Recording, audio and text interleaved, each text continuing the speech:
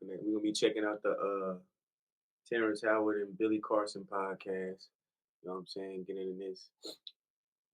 Uh, I'm gonna be adding some of my research, my iterations, and kind of help you those who ain't science. I'm not a you know what I mean. Well, I'm getting into becoming I guess stepping into that frequency of me, my science side. So I can't not say I'm not a scientist because I understand the science. So I just have a better way of simplifying it. You know what I mean, for people who aren't scientists or you know what I mean, science tech savvy or into the whole equation thing, geometry, and all that type of stuff. It's real simple when it's broken down. How I'm about to break it down.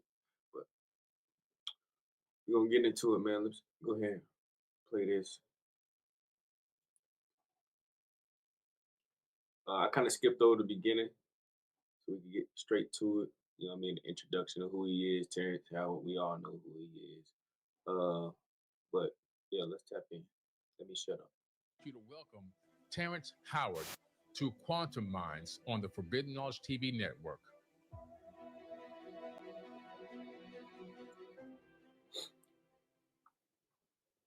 Okay, so Terrence, finally, man, we're sitting here in person. Welcome to the show. I think this is in person. Thank you, brother, for having me here. A lot better than Instagram cell phones. Yeah, that was not good. My backyard is not really cooperative. With, but you know what? I appreciate you sticking it out for over an hour and a half with the mosquitoes in the heat. I mean, you kept moving around to get away from the bugs, and you came through, man. So I appreciate it. Yeah, well, that was hard because my wife, she was like, "What are you doing?" She's my manager. Yeah. So she always wants to run through the business side of it, and I was like, "This is outside of our business." Right. With what we're doing, I had to sneak to do that interview. Listen, man, I appreciate it. But you know what? With as crazy as it was with the connection and the bugs and everything else and the heat, the people got a lot of knowledge out of it. People really resonated with that. Yeah. They really seem to enjoy just the back and forth and the honesty. Yeah. You know, we both are coming from the same kind of place. I mean, I try everything I can to be a man of integrity. Yeah. You know, I only hang out with people that have integrity. Like I used to have friends before and they would cheat on their wives.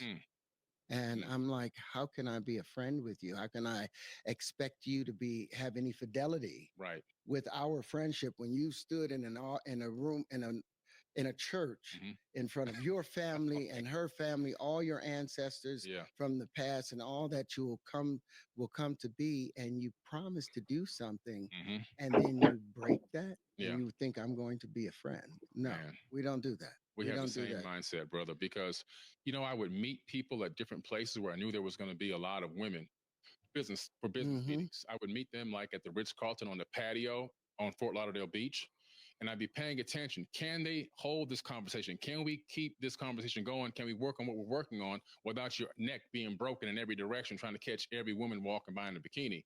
And if they can't keep attention, if they're focused on the women more than the meeting, then I realize I can't do business with that person. No, integrity and bad association, like the Bible says, spoils the most useful of habits. And it took me a long time to learn that. Yeah. But we have to clean our associations. We have to clean our.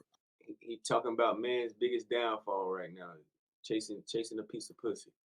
You know what I mean? That's why it's important that we meditate and you know what I mean, practice semen retention, if not celibacy. You know what I mean? And you'll know why. You'll learn why as we dig further and keep watching. Why it's important. It's not just bullshit of people talking. You know, it's a real spiritual power that comes with that of control. You know what I mean? With the elements, mindsets, and our goals. Yeah. You know, you can't make it to the promised land holding on to the hand of someone who's headed in the opposite direction. Correct. Everybody's not going to go with you. No. That's just a fact. And so speaking of that, I mean, were you ever into religion? And if so, how did that encourage you to explore science and invention? Well, my mother raised us as, you know, Baptist, Methodist, that whole Christendom aspect of it. We Mm-hmm. believed every part of that. Mm-hmm. My father, when he went to prison when I was 3, when he came back out, he was a Muslim. Mm. So he Wow. taught us Islam and we became Muslims. You Mm. know, I have an Islamic name, Mm-hmm. Suleiman. Wow. And that desire to worship the one true God, Mm-hmm. that what he instilled in us. Mm-hmm. But there was something that happened when I'm like 13. Mm. There was a young brother named Yakub. You know, used to wear his Yeah. dashiki, was really cool with my Mm-hmm. dad, had this great skunk like, musk like cologne on. Yeah. And he was a man of integrity. But Mm. then one day I come home and there's a bunch of my father's friends around, all Muslims, Yeah. and they're all talking in the living room. And I asked what had happened, and they said that Yakub was in prison, was in jail Mm. because he had apparently cut off the some man's genitals Oh who had wow. urinated on the masjid. Oh, okay. Now I'm like, this is a child of God. Yeah. Yeah. You know, I don't care what my son does. Right. I would much rather you come and tell me Mm-hmm. than don't mutilate my child Yeah. out of thinking you're respecting me. Don't kill your brother in this Yeah. way, Yeah. even if he doesn't know that he's your brother yet. Mm. So I began to question that. And then I Mm. questioned the idea of equanimity and Mm. justice. You know, how can just God burn someone forever? This Mm-hmm. is going back to the Bible Yeah. for something that they have done, even if it was heinous, for 30, 40, 50, 60 years. Especially if he knew they was gonna There's no do it. way I could burn my child that went wayward forever and torment them forever, calling myself a loving God. So then I had to look at the doctrine and where it was leading me to and what was the necessity of it. And you have to look behind the curtain. You have to ask the hard questions. And yeah, that had a lot to do with me looking for truth. And the Bible did say something that impressed me. It said that God was suspending the circle of the earth above nothing at all. And this is at a time when everyone considered the earth to be flat. Right. And you're going back now. Excuse me. That's okay. Um, and I'm like, wow, he's suspending. How would they know that he's suspending the circle of the earth Mm-hmm. above? And then there was another point in Job, it says, where God was the angels, 4 angels are at the 4 corners of the earth holding back the winds. And I'm like, how does a circle have four? How does a sphere have 4 corners? You know, so that ignited a desire for towards geometry and understanding it. And that's what the all shape ultimately was, those 4 corners, you know, that Yep. discovery. And that, all that came from Walter Russell and him speaking about the doubling sequence in the 1, the 2, the 4, the 8, the 16, that process. But the necessity, in order for anything to be measurable, it had to have 4 equal and opposite or measurable Yeah. dimensions. Exactly. That blew my mind Yeah. because it was no longer this 3 that we've been hit Right. with. It was this 4. And when I started applying that, Mm-hmm. all the other things You opened up. just unfolded. Yeah. So the That's in the book Bible of did play a Revelations. part with that. My father's desire to seek truth Mm-hmm. had a big part in that. Yeah. Yeah. Well, I know that you mentioned before on a few podcasts that, your journey in quantum physics really began with yourself. Yeah. And how does one begin? And I'm in the same boat as you, obviously, but I want other people to hear, like, what was your journey in learning quantum physics? I want to stop for a second to show y'all visual what he talking about when he talking about the 4 corners. He's talking about this right here, right? So this would be the completion of a sphere. There'll be a sphere here, and then a sphere here, and then a sphere here, and then you can't see because this is from a top view of 4 spheres. It would be a sphere within this space right here. So it'll be a sphere here, and that's the 4 corners. This area, this space right here, this area in the middle is what Terrence is about to get into talking about, or what you know as the tetrahedron. But it's not a tetrahedron, it's actually the shape that he's about to explain. Because the tetrahedron doesn't have curved sides like this is, like the natural curves. And it's a bubble, like I said, behind this. This is looking at spheres. Y'all got me? From above, these are spheres. Now, eventually, this becomes the circle of life, or the flower of life, and they're gonna get into that. And this is all we're in. This is what you would know as like the basis of reality, because this is the mortar to the bricks. What you know is they call them elements. That these aren't base elements. These are states of matter or states of mind. You understand? And they get electrified by electricity, electric current, or thermal energy. So what they say is fire is really thermal energy. You understand? And then you have um, earth, which is crystal or solid matter. Everything that crystallizes becomes solid. So that's crystal. And then you have gas, which would be the air. Any form of gas is going to have an air like, you know what I mean, the air property to it. Um, always moving. That's what a gas. That's the property of a gas. And then you have what they call water is really liquid. That's the more universal terms for these things that they call it elements. It's not elements. These are states of matter. Elements are the compounds of these things. You know what I mean? Then you have elements and which are the compounds of these things. Um, let me get back in there. Okay, so like I said, these space in between would be the mortar for these building bricks. You see these building blocks. So when you have, like I said, those three states of matter, which is crystal, gas, and liquid, those are all states of matter that can be charged by an electric current, or what you know as thermal energy, or what they call fire, which is that tetrahedron. See what I'm saying? What they mistaked in our science, as modern science, as the tetrahedron. But the tetrahedron isn't the fire. You understand? The tetrahedron is the glue that puts together everything. The fire would be that other element, that other sphere, would give all these elements the electric charge, and then creates what we know as spiritual power. And that's what creates the glue, the magnetic force, or we call spiritual power, and that's how you can magnetically or telekinesically, or what we call water bending or air bending. That's how you're able to move all these any elements that's based off these four spheres, which is all the elements in the universe. So if you tap into mastering these, you are able to master all the elements in the universe, because you've tapped into the etheric field of it, or what we know as the magnetic field, or the Akashic records. You see what I'm saying? All this is the same thing. This glue is what I call it. What in masonry they would call the mortar. This would be the bricks. You see what I'm saying? Because bricks can't create mortar, but mortar can create bricks. So if you have the etheric field, which have the knowledge of all these elements as one, you see what I'm saying? Because once they come together, now you have the capability. This glue is all these at once. So now you have the building blocks of the universe by having this shape, what Terrence is about to explain. If that makes sense, I'm gonna elaborate some more later on, but let me keep the video going.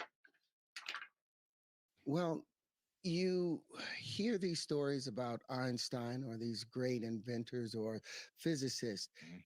but then the information and the theories that they present are contradictory to each other. Mhm. And I was like, how are these things making any kind of progress or attempting to assist progress into advancing any math or any technology if they are all in conflict? And I kept waiting. I thought by the time I got 30 or 40, Mhm. all of these, whether string theory was real or not, it would be proven, or whether relativity was real or not. I was like, Einstein never received a Nobel Prize except for his work on the photoelectric effect, and that was Max Planck's work Right. that he was just verifying. But Einstein didn't get none of his stuff really came to full fruition.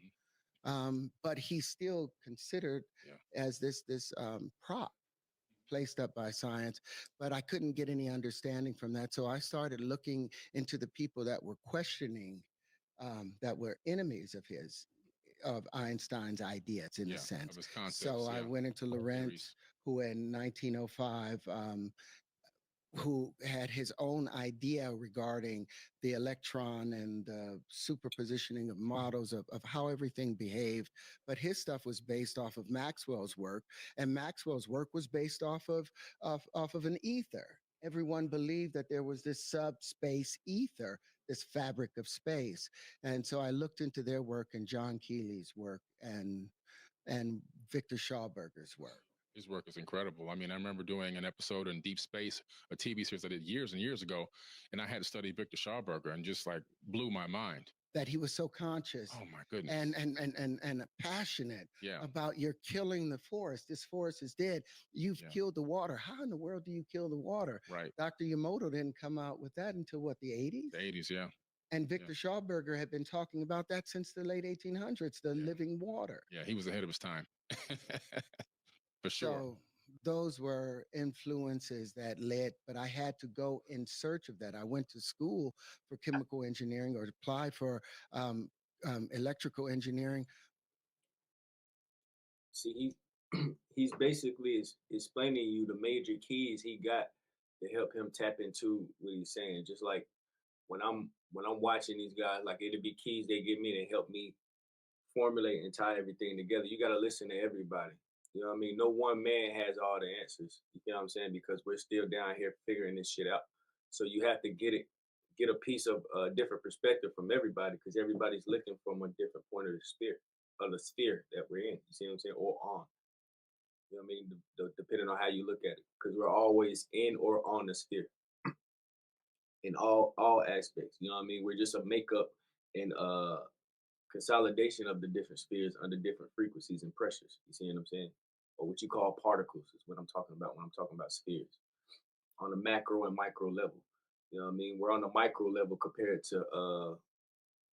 to suns and planets, but we're on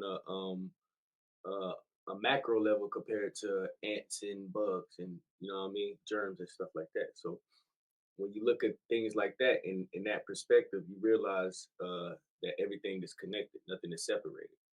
And that goes back to what I'm gonna elaborate some more about the space between the bubbles and the spheres. But I was looking at the antiquated ways in which they were dealing with the universe or their approach to it and asking questions, and they didn't have an answer. They didn't have an answer. It was not sufficient for 96% of the universe to be unknown. Unknown, dark matter, dark energy, which is still unknown. Unknown, Yeah. unknown, unknowable. And the 4% that they have out there, the speed of light, that's not a true constant in it because light changes its speed depending on the medium it goes through. That's like having the speed of the human race. You know, black people are going to run differently than white people, than Asians. That's a fact. Everything is going to change. It's a conditional fact. Yeah. You're going to change according to the conditions, and light adjusts depending on the conditions. So a lot of those things I saw as unrealities, and I that's all couldn't facts. rely on them. Gotcha. So that was me. What about you? Well, me, yeah, it was really interesting. I loved science when I was in school, science and chemistry. I was really good at it, but I didn't have a thirst for it until around 2010. So around 2010, How old were you then? 39 years old, and I had already been studying aerospace technology for years. I studied aerospace. I'm none of these things they're speaking of, by the way. I'm what they would call a street nigga. You feel what I'm saying? Like I was in the streets. You feel what I'm saying? I rap, you know what I mean? Do music, engineering, um, a jack of all trades overall. I do anything, can do anything possible, doing anything. If I don't know it, I can understand it. You know what I mean? That's pretty much my motto. But yeah, nothing like these cats. You know, yeah, wasn't my path. In 1977, I saw something in my backyard that I perceived to not be an airplane. I didn't know about UFOs. I didn't know about aliens or flying saucers. I just knew what I saw was an orb, a little bit longer or elongated than an egg, glowing metal, and it moved across the horizon in seconds, not minutes. It didn't have a cockpit, didn't have wings, didn't have windows on it or anything. and it came back and stopped completely silent, and it just disappeared again. I ran in the house and told my mom, and she was like, there was advanced beings in the ancient past. And she told me about Machu Picchu. She said they used to live on tops of big mountains, and that was in '77. Fast forward, that gave me a quench and a thirst for technology, just understanding aerospace, swept wing, delta wing, ballistics, and everything else. I studied all that stuff for years. Didn't get really deep into the science other than basic high school science.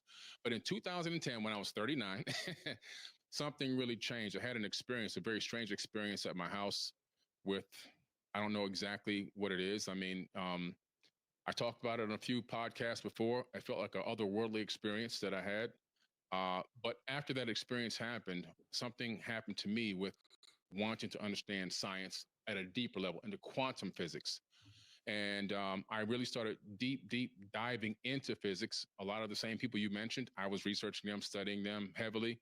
I actually went to Khan University, Khan.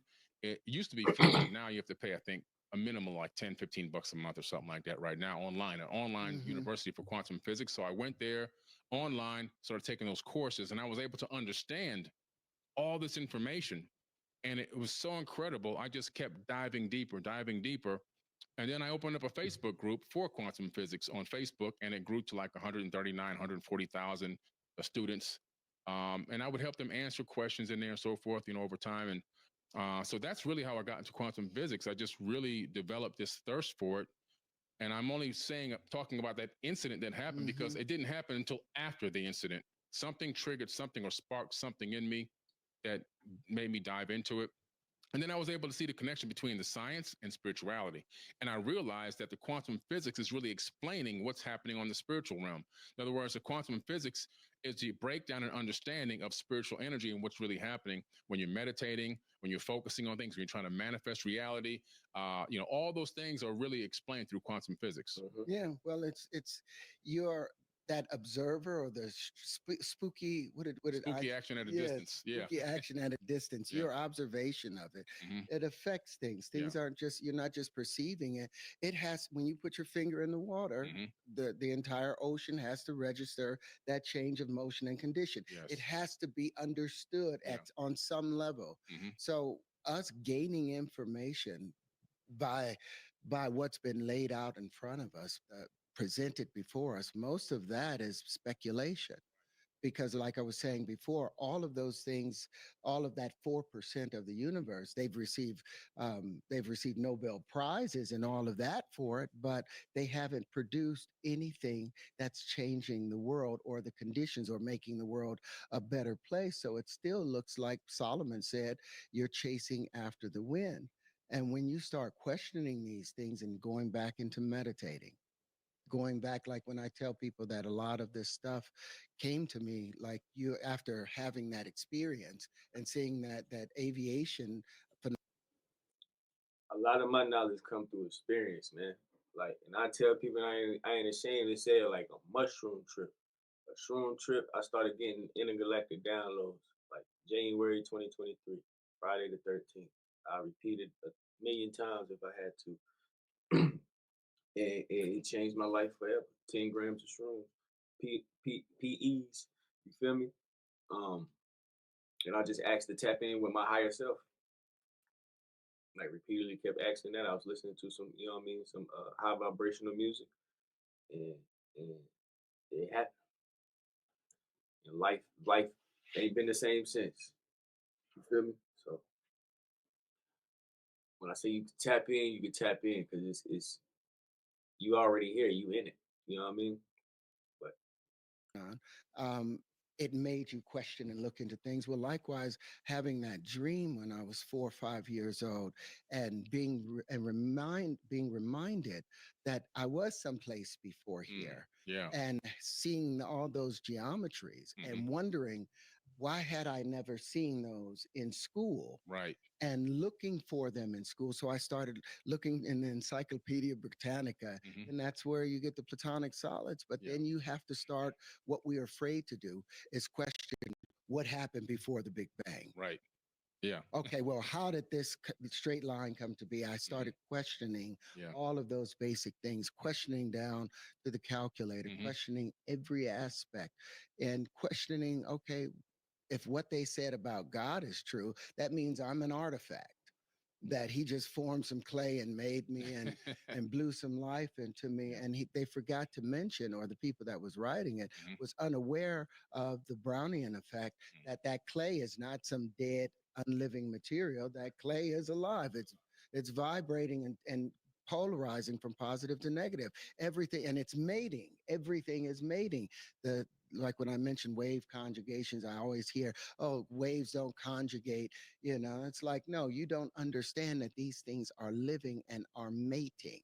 The sex principle is a big part of everything. That's how the universe reproduces itself.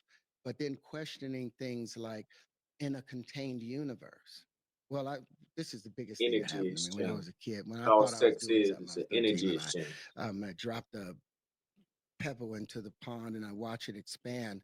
And I realize everything expanded as a sphere.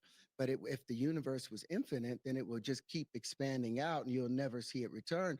But the moment I started seeing returning waves, and those returning waves were now hitting these expanding waves, I saw the same geometries that I had seen in those dreams. And I'm like, oh, so the universe isn't infinite. It has to be finite. And every everything inside the universe has been built from the outside in. It's not the inside building out, it's the outside pushing in these contractive forces. Oh, so that gives me a different insight as towards the effects of, or the anomaly of gravity. When you start looking at it from what has been and not based off of that big G has always been God in the scientific world, you have to question that sometimes. That makes a lot of sense what you're talking about. How the wave pressure coming in is helping to collapse this reality. It holds it in place. Yeah, because I mean, even if you look at the double slit experiment, when you're not observing the electrons going through the slits in this microscopic box, they act as waves of potential. But once you look, they collapse back into digital matter again. But when they're waves, they're giving you this superposition, potential waves of what?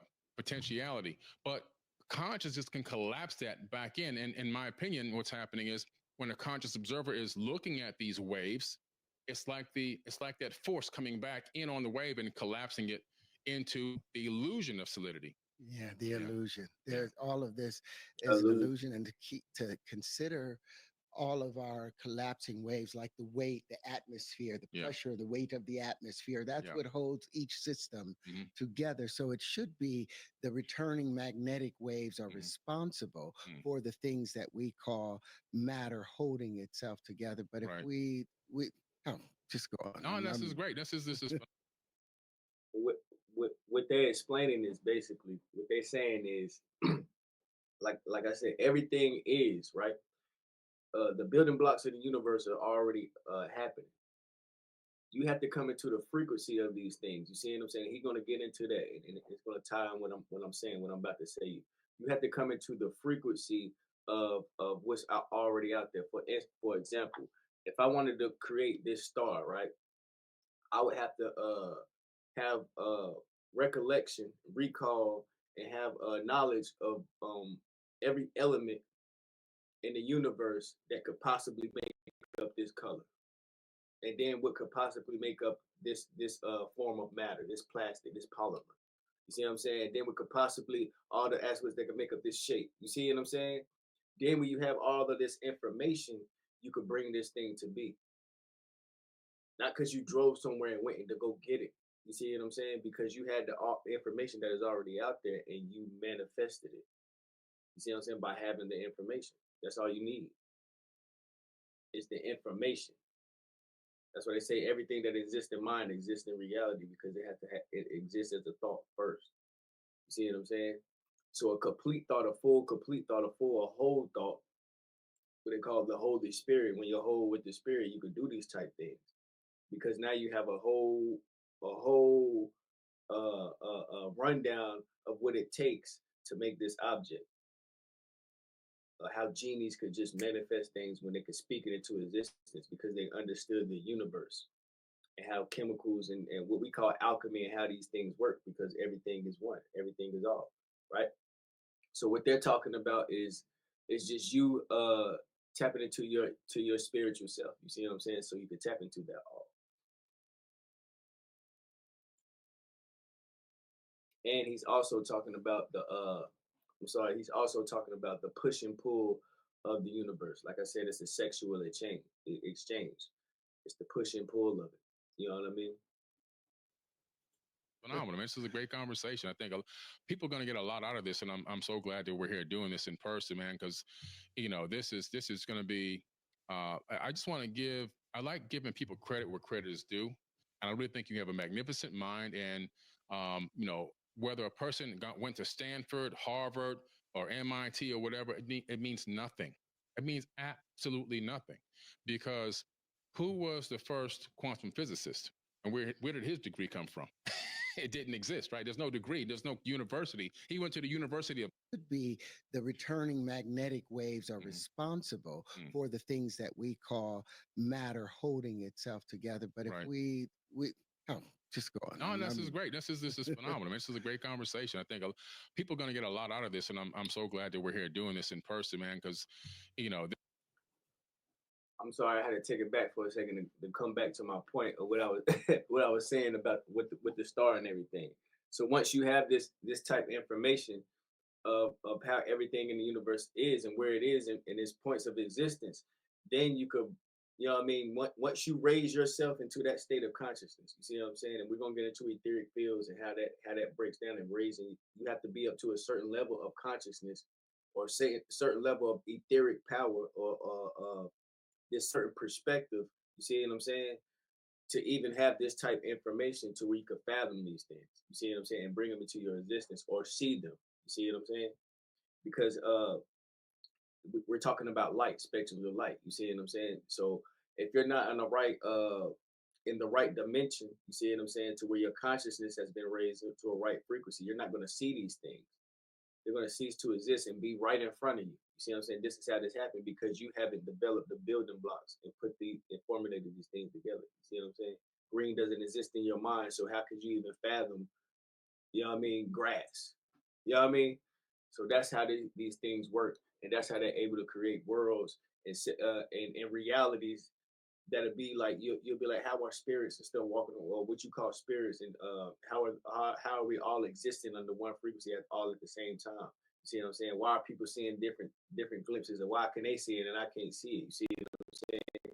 It has to do with about the different vibrations and frequencies that you're on. You see what I'm saying? And you bring those things into fruition because you're the superconductor.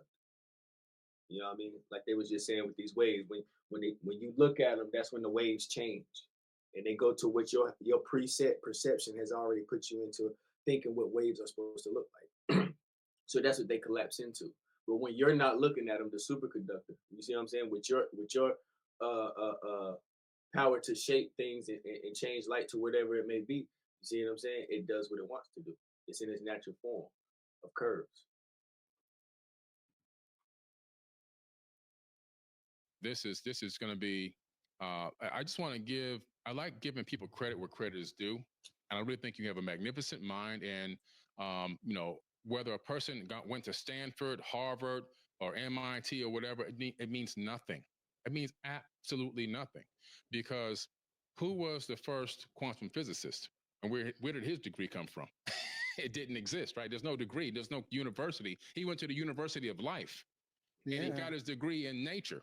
And then he began to teach that to people. And then eventually they created a university. And then eventually people got a certificate for going there. You know? But it doesn't, just because you've been reminded and have repeated words and phrases and theories constantly upon itself.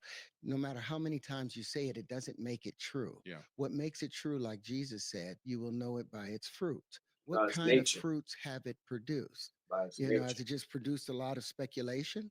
Then great. Then it's an imaginary thing. But if it's something that is defining universal structure, then it makes it more simpler. It doesn't make it more complex. It makes it more simple. And there's immediate application to it and invention that will have application and improve a particular system. That should be the method. Now, what they've done is they've pedestalized all of the old inventors or theorists Hmm. from and physicists from before. So now it is heretical, Yes. heretical, Heretical. Yeah. heretical to even question Facts. It became these it people. became a religion. It's a religion. It's a religion Yeah. now, and you get burned at the stake. Even when you come with, I thought that by presenting patents, I thought that inventing new forms of flight, innovating multiple areas, starting the being responsible for half of the AR/VR that's out there, that all of these things would be enough. And then having the wave conjugations to predict every potential harmonic node. And matter occurs as a result of harmonic nodal interaction. It's circulating around that area. So I thought having these things and having a platform, it would garner people's interest.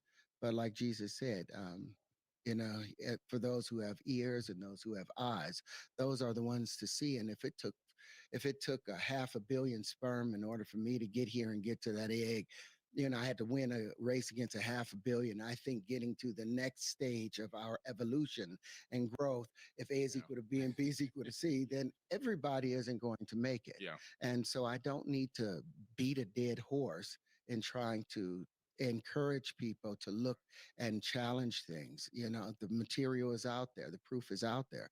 I've given it, sufficiently. If they don't want it, then I'll continue moving forward. Yeah, we just continue moving forward. That's how we do it. And speaking of challenges, like what are some of the challenges you might have faced even in the early stages, maybe even growing up, in acting? Any challenges that you faced in your life? Hmm. Well, the first challenge is surviving the black neighborhood, Mm, surviving the disenfranchisement, the um, surviving um, not having a sense of self. How do you know where you're going when you don't know where you've been, where you've come from? You don't know who you are. Your uncles and your father, they're having to do nefarious things in order to survive and pay for you because we live in a system that's not balanced. How do you maintain your morality in a world that's dark and immoral? How do you avoid the puffy parties? How do you avoid the Epstein ultimate effect where you gain so much power that you lose your sense of self? How do you right. stay connected to the earth Yeah. and to your spiritual responsibility? Mm, That's been one of the biggest challenges out of everything. It's yeah. it's maintaining that. Right. Maintaining that. Yeah. And I can understand 1,000%, coming from where I came from in the hood growing up, and just looking around and seeing the disarray and people just not really understanding, like parents, openly beating their kids in the street and people getting shot, people getting stabbed. I've been shot, I've been stabbed, overcoming that and realizing like, wow, there's got to be something better. I feel like I'm just one of the fortunate ones that was able to see beyond the veil and realize like this isn't for me. And I told my mother, I don't belong here. I knew it. I had that gut wrenching feeling that I didn't belong there. Um, and that was a big challenge. And the only thing that really ignited me to get out of that situation was the fact that one day I took a risk. I made a decision to go door to door asking for donations. I feel like all the newcomers of information, you know what I mean, and people like Billy and Terrence, we all got the same story. Like in some shape or form, I swear, bro, it's crazy how the universe works. But yeah, For my toys to my friends' parents. it's like it's like we had to do it, but we didn't want to do it. You know what I mean? It's like we knew we ain't want the lifestyle we was born into. You feel what I'm saying? Like, nah, this hood shit ain't me. You feel me? You feel me? But it's something you had to, you know what I mean, survive through. which I wasn't allowed to do. I wasn't allowed to leave the front yard of the house because it was too dangerous. And I went door to door around the entire block. I squared a block, and I came back with like $13 and change. And I knew at that moment I was going to save myself. And I told myself out loud, I'm going to save myself. I realized that if I have a thought and I act on it, I can get a different result, and I can change this reality tunnel that I'm in. And so that's exactly what I did. And once I did that, man, I knew for a fact I was going to escape this hell, and I did. Yeah, it's like the superpositioning model we were talking about before, that fourth person perspective, that observational place. I've always said that, everyone sees a different horizon based on their height, their vision, and their imagination. Yeah. You see what you want to see. Mm-hmm. It crystallizes in front of you because that's all you're willing to speed up to. Exactly. Because it's just a matter of turning up your vibratory response, and then you can catch more inside of those little waveforms. But we at times have been told, okay, this is what you have to do. You beat Black people into submission. Right. So Black people have been beating our children into submission. We are of no value, so we might as well. You can shoot a Black person and get less time in prison in comparison to shooting a white person. Under the same circumstances. So we're taught that there is of no value in this thing called descendants of Al-Kabila. Yeah, that's a fact. And so that's a big challenge for a lot of people. But I think that both of us are living proof that you can overcome these situations. It's a matter of your mindset and your vibration. I chose to vibrate higher, and this means that I never got in trouble doing anything and doing stupid stuff when I was a kid or a teenager. But overall, the overarching conscious thought was always, how do I get out of here, and how do I build the type of family that I dream of and what I envision to be a good life, Yeah, and see, like I pedestalize, Jesus and a lot of these prophets and Buddha, but I did not see them as something unattainable for me. I wanted what Jesus was trying to accomplish. I didn't want what Jesus did. I wanted what he was trying to do. Right. So when I go about and I'm doing my very best to be the Messiah in my daily life, looking for opportunities in which, how do I make way for life? How do I extend and help someone else along the way? Then I feel like when I'm watering my plants at night, I've turned the hose upside down to where it goes up and it's taking its natural turn. And I know that all of these plants have been praying and hoping. They're alive, they're conscious, they're praying in this hot California heat for someone to bring them water. And every day when I'm giving them water, I'm the extension of God. I'm making their dreams come true. And sometimes my wife is upset about the fact that I'm out there putting all of this time into it, but it's what moves me in hopes that when I'm in a situation that there's a greater being that's able to hear it. And if everybody is doing that, and conscious of every thought that goes through our minds, the entire universe has to share that thought. Yes. Whether you carry it out or not, the entire universe. So we are responsible for how God is perceived. Facts. And I tried to. I went live the other day, and I was really going in hard. I did one of my rants, right, and I was ranting about the Electoral College, and people thought I was only talking about the political system and voting, but I was really talking about taking that same thing you just said, becoming your own Messiah, becoming your own president, that mindset, that frequency. And what does that mean? Becoming the president of your own life and become the president of your family. In other words, it means taking on that responsibility. I said, if you want your community to be fixed, you go out and fix your community. Bingo. If you want situations to be repaired in your life and in your family's life, financially or otherwise, you work on that, because nobody's coming in here to save you and fix that problem except for you. You are the one that you've been waiting for. You are the savior you've been waiting on. And when people get the concept of understanding that they are their own saviors versus taking the victim mentality and trying to make an outside source into a slave, this world will change, the universe will change overnight. Yeah, when you know that you are responsible to get yourself out of the hole, you become inventive. Yeah. Facts. But when you're waiting for someone else to come and save you from an enslaved condition, freedom is not given. Freedom is something you take. Mm-hmm. Yeah. Freedom is something that you demand. Mm-hmm. If it's handed to you, Yeah. that's not free. That's not liberty. Yeah. And we're supposed to be agents or apertures of the creator in all that we do if Mm-hmm. we are truly made in God's image. Right. And we do have God's power because we have the ability to bring life or death to multitudes of creatures. We Yes. can blow a planet out of the sky Mm-hmm. if we want. So Yeah. we have the power of God. What Yeah. are we doing with it? Exactly. We literally have the power. People don't understand that. Like when people say, the power is in you, the light is in you, people think it's just a phrase or a term, but it's real. The real energy, the Yes, divine spark that created everything in the universe is in every in atom inside everything. of our body. It Yup. inhabits us. So we are God and God is us. And when you begin to understand and grasp that and realize that everything that exists has been manifested by a conscious Yeah. thought by people. We are creating everything that exists. This table, this microphone, the cell phone, even the paper that's here with the ink on it. We're manifesting this out of conscious thoughts into reality, and people take it for granted. They think that they don't have any power, and human beings don't have the power to create or destroy. But if you look around and pay attention, we're creating and destroying everything. We're the ones that have the power to do that. It's been granted and gifted to us.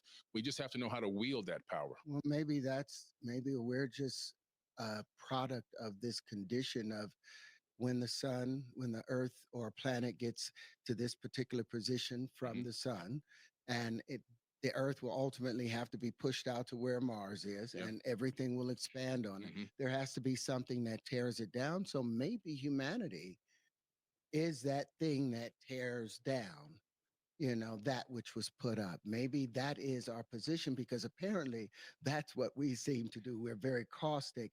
And I'm hoping that we can become non caustic. And maybe that's the idea of what Homo sapiens are Homo sapiens. But I can no longer consider myself to be part of a Homo sapien species when they are now nothing like me. They're nothing like my thought process or my hopes or my actions.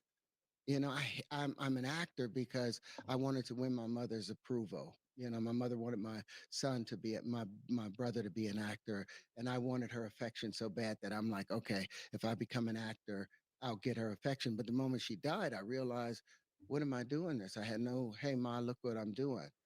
I'm like, oh, I've gotten distracted, being insecure about my affection with my mother. How many more of us are pursuing things that have nothing to do with our calling or our purpose because we're trying to? My mother's been dead. See, that's what I'm saying. Like with when I was when I'm really mean about like coming to this world and coming and having to be like in the streets and stuff. You feel what I'm saying? Like I know that's not my mission, but I'm coming into what my mission really is, which is understanding the science. You feel what I'm saying? Which is I feel like everyone eventually your mission is going to become that because everyone's mission you're going to have to wear that hat eventually one day of knowing the sciences because that's knowing your spirituality.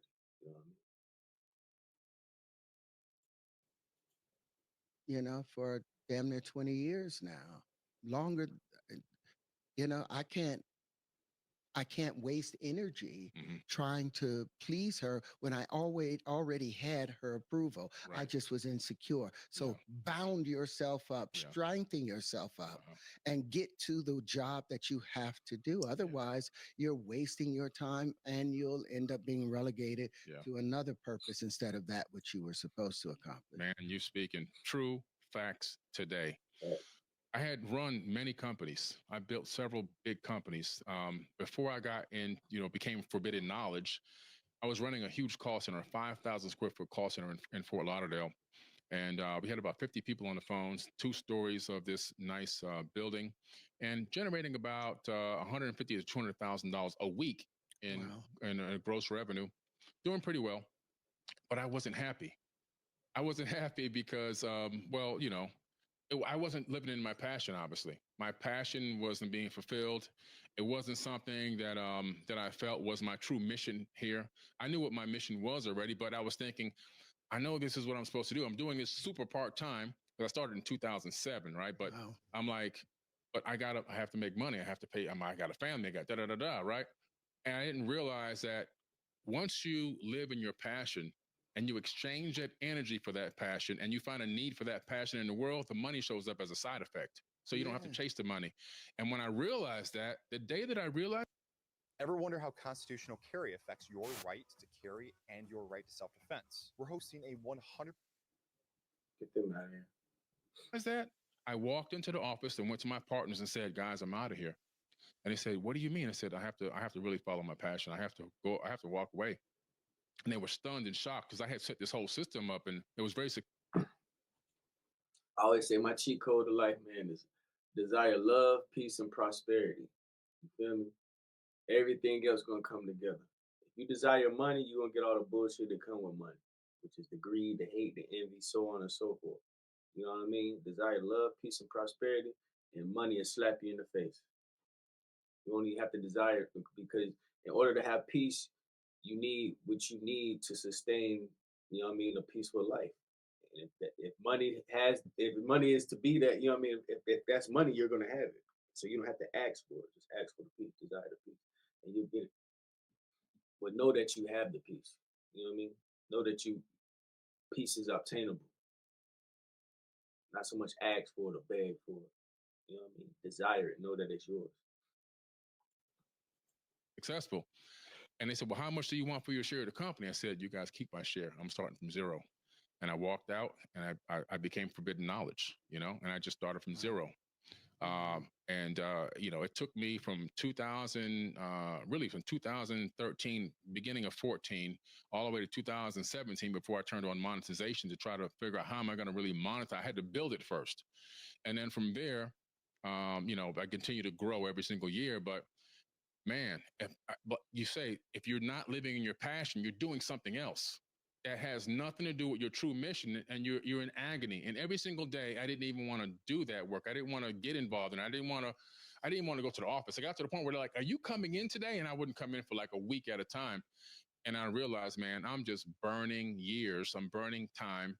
And I'm not making any change. There's no appreciable effect on the planet because of what I'm doing there. And I have to make a change. Do you remember that book, Who Moved My Cheese by Spencer Johnson? Oh no, I don't know that one. Oh Yeah. my I God, gotta check it out. you'll love it. But it's a Yeah. story of these four little creatures, two Mm. little mice and two little people, Yeah. and they live outside of this enigma. Okay. What do you call it when there's damn, I just had a senior moment. It's like a cave Uh, or when the mouse runs through this, the mouse hole. yeah, but what is that called? The maze. The maze, Yeah. the maze. Oh my Okay. God, I kept It's calling okay. her Don't muse. worry. So they live outside of this maze, Yeah. and every day the little mice they go inside to look for their cheese, and they've got the same routine. They put their little sneakers on and sniffs in the direction, and then scurry runs in the direction that Yeah. sniffed in. And then there's him and Haw, Mhm. and they have their little human ways of finding cheese, and they like a different type of cheese. Okay. They like soft cheeses. But something interesting happens when they find this place called Cheese Station C. Mm. And in Cheese Station C, it's all the cheese you could ever want, Wow. all the cheese you could ever need. And all of the two little mice, they keep doing the same thing. Mm. Every morning they get up and they sniff in the direction to go and they find Cheese Station C. Yeah. But the little humans, they move next to Cheese Station C. Mm. They live right there next to Cheese Station C, and they never notice that Cheese Station C is running out. Gotcha. And so one day when all the cheese is gone, Mhm. the little mice, they sniff and they run in direction of the new cheese. Yeah. But him and Ha, they sit there and they start complaining, who moved my cheese? Mm. Who moved my cheese? And you find that having cheese Yeah. doesn't make one happy. It's the search for new cheese. Ah. It's that search you had already accomplished all of these things, but here you're just repeating, and when you're supposed to be growing to the forbidden knowledge aspect of it. So I applaud that. For me, it's been the same thing of, I could be quiet and be a good actor and make millions and millions of dollars, but that's not what I wanted. What I wanted to do was to explore the truth and then share that truth with individuals. And I'm doing that as the best that I can. Now I have to take the responsibility off and say, hey, it's there. Yeah, yeah. Now I'll just keep building it. Right. You keep building and you're doing a great job. It takes a lot of courage to do what you've done so far. Um, and I don't know if people can really understand the level of courage that it takes to step outside of what is considered the norm and is considered to be a great career to then start talking in an area where you're talking against a lot of what the mainstream considers as real science, right? So you're bringing these new ideas, new concepts. That takes courage because you're going against the grain. And a lot of people, I don't know if they realize how hard it is for a person to just step out and actually have the strength inside of them to do that. Well, when you've been given little secrets along the way that point in the direction that says, no, this upturns their cart. You don't, red flags don't come free. You have to use them. And so I knew that they didn't have facts. They just had propaganda. They didn't have any facts behind them, or these theories would no longer be theories. They would be constants and accepted things in there. And I had the actual proof. I had simple proof down to Simple. the malfunctioning of the calculator and the things that they hold as important and reliable. I'm like, no, this is you can't rely on. It's flawed. It's flawed. Yeah. The foundation Yeah. of your entire world is flawed. And I'm presenting the truth Yeah. and with proof. And I say it's the truth because it comes with the proof of it. Yeah. It. No, you bring the receipts. Yes. That's what you bring in the receipts, and that's what matters. Have you seen any connection to your art of acting with the science that you're involved in, or is it completely two separate things? No, it's everything is one action. I'm still looking for, like, they give me these characters, and one of the things that I do, whether I don't, and they always throw a bad guy at me, but I don't believe there are any bad guys. Like James Earl Jones told me, he said, let Sidney play all the politicians and these great people. He said, I want to play the complicated people because I came from a complicated life and a complicated world. So I want to find humanity and peacefulness in resolving someone. So when I get in a series like Empire, and who the character after 2 years was supposed to die, right? He was supposed to have, oh really? Yeah, he's supposed to ALS. Oh wow! And so he would receive his justice and become a better person by the end of the second season. That's what I was expecting. Yeah. And then they're out of nowhere, they want to, save him because they wanted to keep him alive, but he was a zombie. I could not save that person with their storyline. So you have to find a space where you can, I'm trying to become a better person no matter what the condition the person has been in. So there's a tie, towards truth, towards compassion, towards love, because every bad character started off as a beautiful child, and somewhere along the way, some fundamental was missed. Right. Right. Exactly. Yeah. It brings me down to just understanding it's not really a law or a constant, but I guess it might be considered a constant hypothetically. Love, right? And which is a frequency. And if you look at like the movie Star Wars, the Jedi, they use the frequency for the light, and then the Empire uses the same frequency for the dark. So even though you start off as Polarity. this great little soul that's just filled with light and and knowledge and wanting to grow and to be this great person, then all of a sudden at some point, because of all the things that interact with us, it can then change, and in some way that person's mind decides to use that same light that was in them for darkness. But it's still only one light. In the Bible, in Isaiah, it says, I created the good and I created the evil. Do what I say at the Lord. So God is saying he's creating the good and the evil. So it's this dichotomy of yin and yang, which inside of all of us. I mean, you have a sword or a knife. The knife can be used to cut open a person, or it could be used to open up a watermelon. Yeah. It's just it's in the hand of the beholder in the sense. Yeah. We are what we choose to be, and bad association, again, like Timothy, it spoils the most useful of habits. Yeah. We are the conductors. You know what I mean? Like that's why the conductor of the orchestra, they have a wand. You know what I mean? They're conducting, they're orchestrating things. You're the superconductor. You can orchestrate and make things happen just by saying it in your actions. You know what I mean? So you are the wand. We're the conductors. Make shit happen. When you watch death continually, you lose the appreciation of life. Mhm. When you watch and are associating with people that are not bending to the light Mhm. and yielding to the light, and they just turn their back to it, then Yeah. you end up crystallizing in the wrong direction. But Yeah. at any given point, you can look inside Mhm. and reconnect with your greater being, with your Yeah. greater purpose. At any given point, Yeah. you can turn around and identify with the divinity that is in you Right. and Absolutely. have the access to everything. People criticize a lot. Well, you didn't get a degree, you didn't learn these things from our schools, and neither did Ramanujan. Exactly. Ramanujan said he got it from Shiva. So Yeah. why are you accepted from him? And he had just equations. Here I have Yeah. true patterns and Yeah. full things Yeah. and defining things that have never been defined before. Right. Why don't you accept it? And I had to accept that they weren't supposed to accept it. It wasn't meant Yeah. for them. Right. But the people that do Mhm. accept it and understand, within that is the secrets to everlasting life. Yeah. Facts.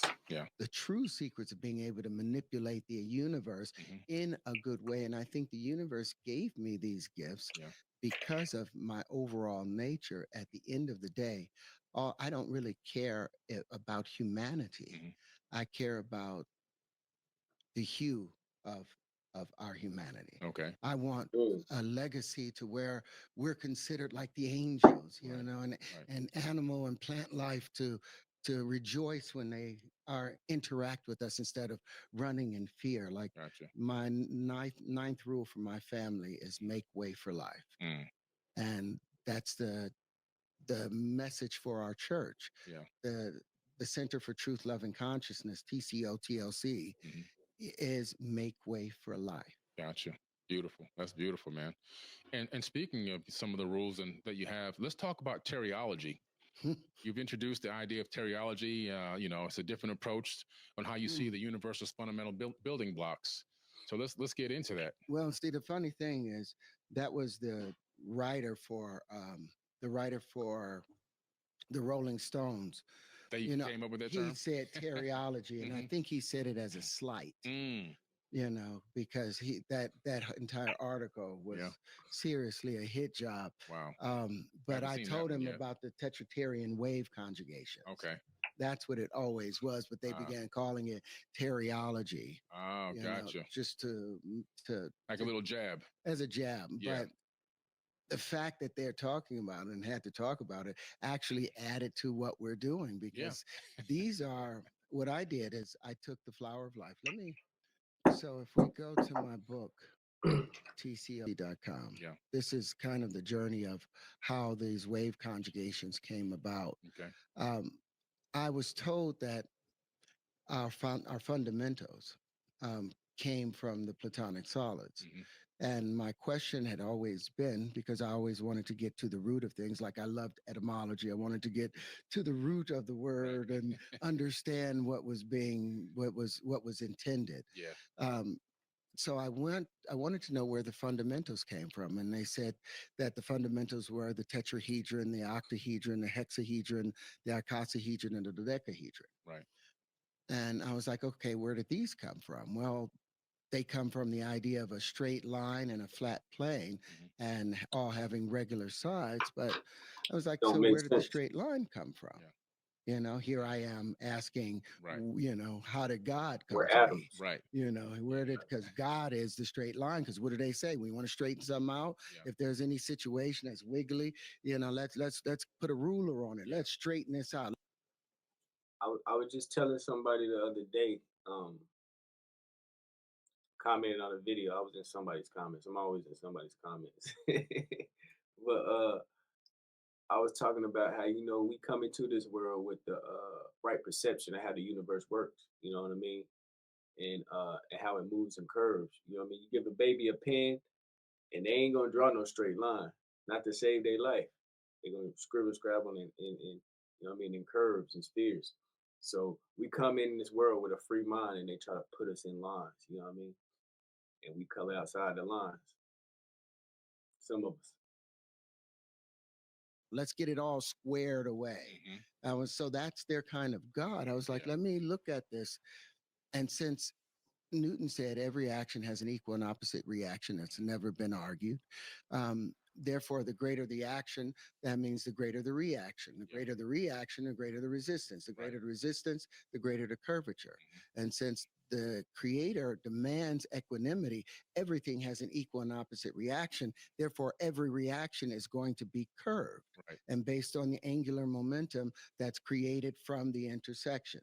So I was like, so where did they get these straight lines from? If God couldn't make straight lines, oh, they invented them. So where did they invent them from? Them?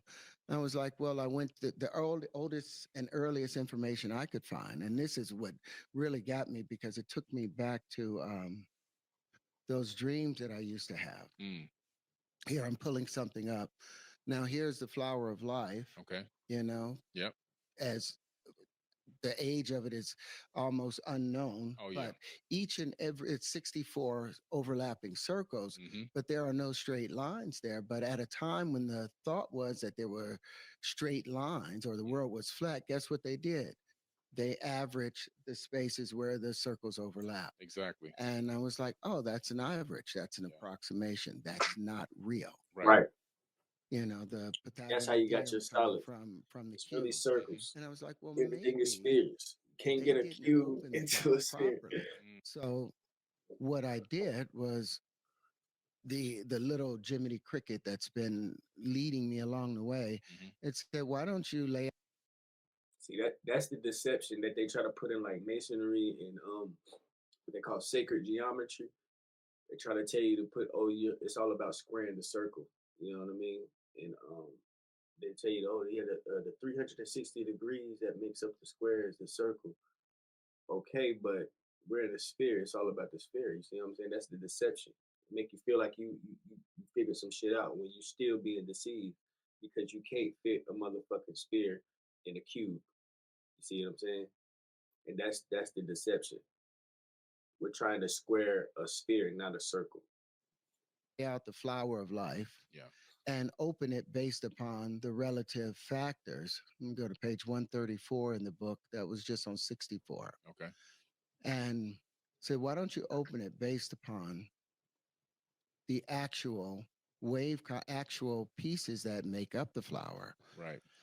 And mind you, I was still trying to figure out what were those shapes that were being presented to me when I was 4 and 5 years old. Right. I hadn't seen them yet, even after in researching this stuff. And then this is when it all came into being.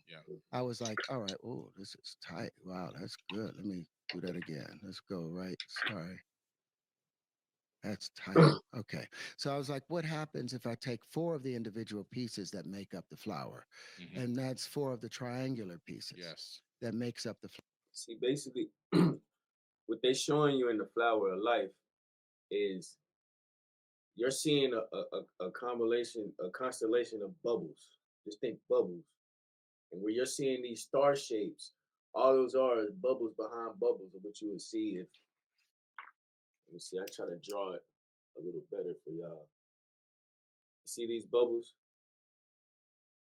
So if it's a bubble behind that bubble, those are those patterns you're gonna see. It's transparent. They say these all transparent bubbles. And those are the star patterns that they mapped out and gave you the star of life. Now these shapes that are between those are what you would call the etheric fields, or the glue, what I call the glue of the universe, or what he calls the building blocks in the universe. Because like I said, that's more of like the mortar and not the brick. These are the bricks. That etheric field is the mortar. It has everything you need to make a brick. You see what I'm saying? So it has the water, it has the density, the right, you see what I'm saying? The right structure and everything. It could be molded, it could be shaped. You see what I'm saying? It's not already structured into one thing. It could be liquefied. You know what I mean? That's why it's the mortar or the etheric field, because it has all the elements and all the states of matter in one. You see what I'm saying? In one nature, as you could call it. Yeah, so that's what this is, and he's about to go into this shape that is right here. Now, what I did is went into deeper detail and showed you that in between each one of these spaces that he's about to talk about, which is the etheric field that ties all the elements and makes them in harmony of each other. You understand what I'm saying? Um, in between that little space, you got to think this is on a micro macro level. So there's going to be space in between every bubble. You see what I'm saying? In that space, in those fields, there's even more bubbles. You see what I'm saying? And then you go even deeper and there's even more bubbles. So it's just everything is connected and nothing is ever separated because we're always touching. You're always going to be within or on one of these bubbles in the full scope of reality. You see what I'm saying? And when you tap into these fields that he's about to explain, that's when you could tap into what we call know these realities or points of existence within the universe, or what we see as planets and solar systems and things like that. That's just tapping into these etheric fields based off the coordinates that you have. This is the law of correspondence that they're going to go into. Now, when you get into it, you'll realize that this shape is also the shape of your brain receptors. You see what I'm saying? And this is the point where that electricity, that fire, like I said, that he's about to go into it, of that electric charge that goes off and ties all those forms of matter together. All those things are in your brain present. You see what I'm saying? Those four states, the original states of matter that make up the universe, are in your mind at the same time. Crystal, gas, liquid. You see what I'm saying? And thermal energy are all going off in your head and your brain at the same time in the heavens, as above, so below. You understand what I'm saying? So you have gray matter within your mind. You have crystals, which is rhombohedron crystals. You have liquid. We all know that the brain is over 70% water. You understand? You have thermal energy, which are your brain receptors firing off. You understand? And the more that happens, and the more you regenerate those things, you raise your spiritual power because you're putting those elements within harmony of each other. And that's raising your spiritual consciousness, which is creating ether, an etheric field. You understand? Or what we call raising your vibration or tapping into uh, the God frequency.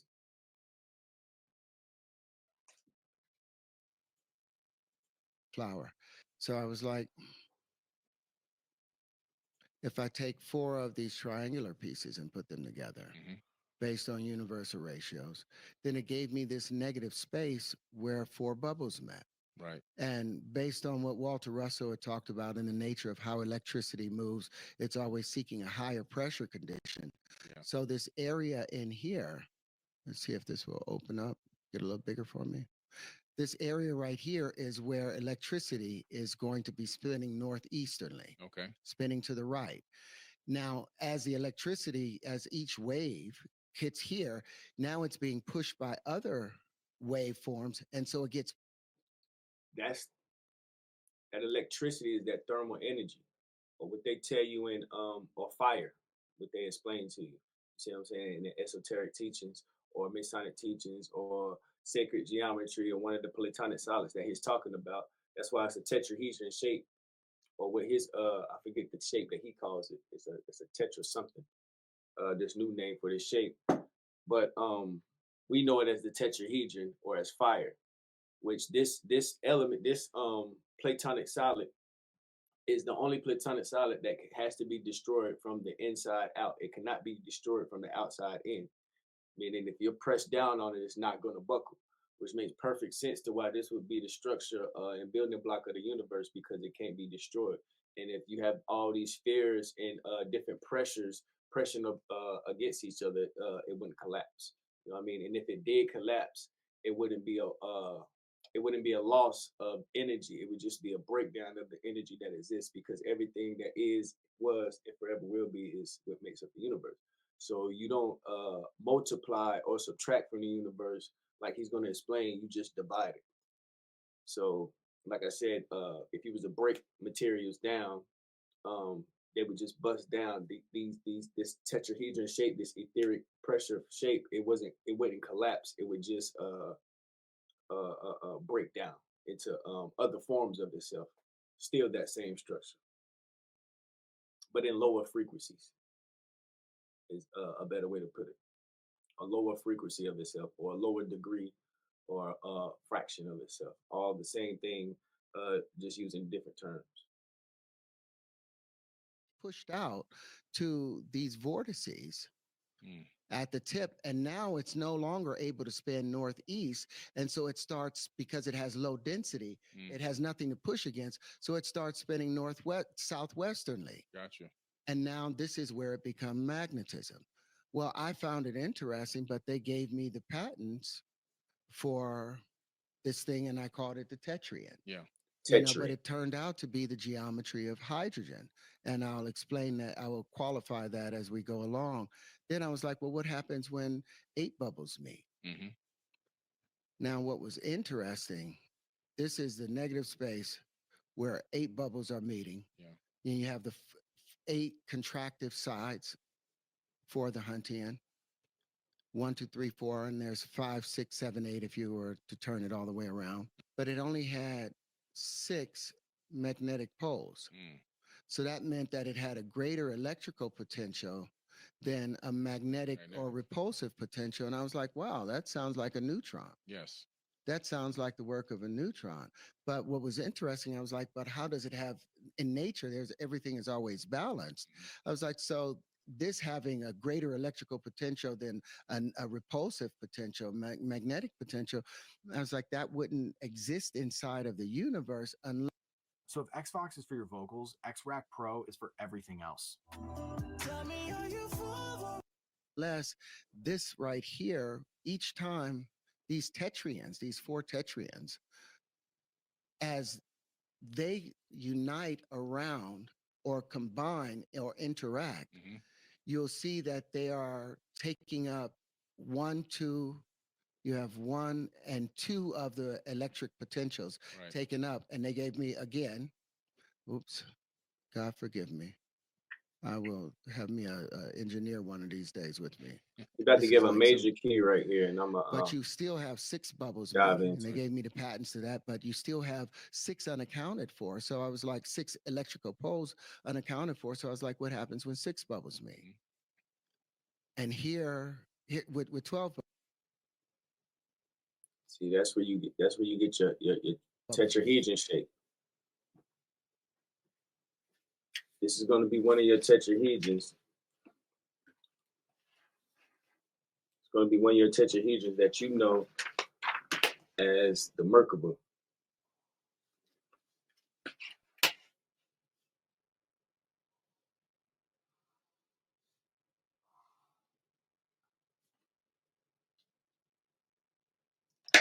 And now you still have 4 unaccounted electrical poles, and it's a stable system.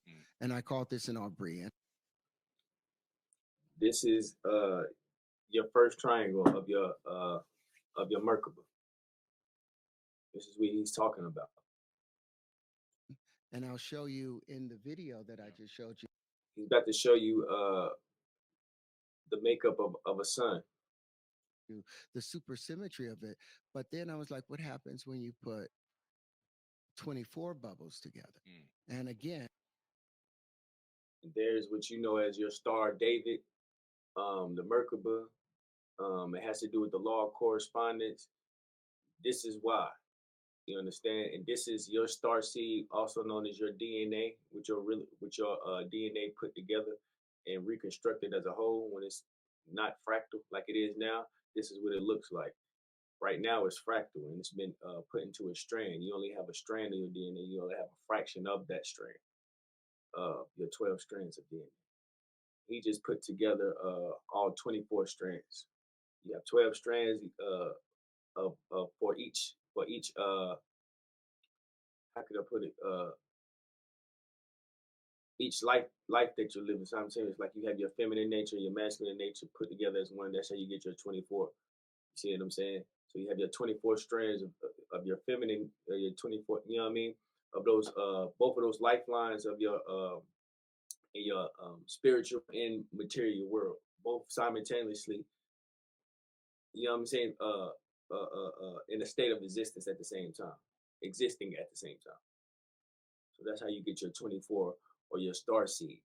See what I'm saying? Which you always have the potential to be, which is your whole yourself as whole, which is the nature of your feminine and masculine self as one. You see what I'm saying? On whatever plane they are.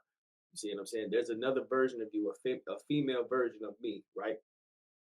In another state of existence somewhere. You see what I'm saying? That's going through the whole mirror effect of what I'm going through. You see what I'm saying? And like I'm having to balance and get in tune with my feminine nature as a male. She's having to get in tune with her masculine nature as a female. You see what I'm saying? And going through her whole, you see what I'm saying? Whatever that universe she's in, but we're living it at the same time and on that plane mentally. You see what I'm saying? As a whole, as one. You get what I'm saying? And this is what this is as one when we come together back with that and realign our elements, which is also realigning your DNA. You see what I'm saying? And your lifelines, your strands, because this is all string theory. You feel what I'm saying? This is what it looks like. And all of these, the patents were granted, but you'll notice this entire thing is literally the pressure condition that's generated from 8 of the tetrians pushing on a given point.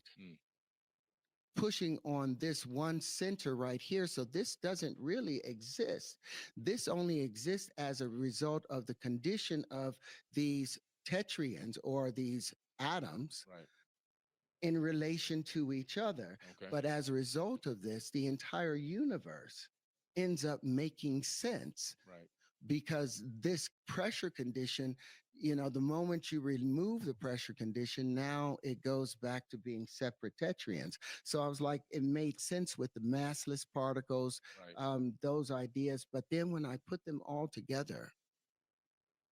This is incredible because when you look at this basic science. If you don't understand what he's talking about with the pressure conditions, like I said, if that shape that he's showing you with the tetrahedron, it doesn't buckle, it doesn't break. So when he's saying if you're creating let's say, because he had those shapes put together, you got those shapes put together in different ones, and you got different sizes of them. Well, the different sizes are going to correspond with elements. You see what I'm saying? And compounds. You see what I'm saying? And based off the size of those particles or those shapes that hold those particles together, that tetrahedron that hold those particles together, that's what's going to give you your element. You understand what I'm saying? So these different clusters and coordinates and how those clusters are shaped will let you know what the element is and where it corresponds in the universe and where it came from. You know what I mean? And or what pressure it exists under, and what pressure you need to have it, or what frequency, what conditions you need to have around it to make that element visually manifest. If that makes sense, you see what I'm saying? So that's what he's talking about. So if you have the coordinates, you see what I'm saying, the right calculations of what these pressures are, you understand, you can create these different elements in different points in time of different points in space and times of existence. If that makes any sense, better sense. It's real fascinating. It seems simple, I guess, to people who get it. Of accretion, right? If you take matter, if you take flour or small amounts of rocks and take them into orbit around Earth and then release them, they're going to naturally attract, and the pressure conditions are going to create an. Okay, perfect. I'm glad he started saying this. This is a great example that he about to go into, and I could paint the picture a little bit more for you. Like I explained to someone once. Think of like you have a magnet, how magnets work, because we're all talking about electromagnetic frequencies. So think about how magnets work. And you have a solid magnet, right?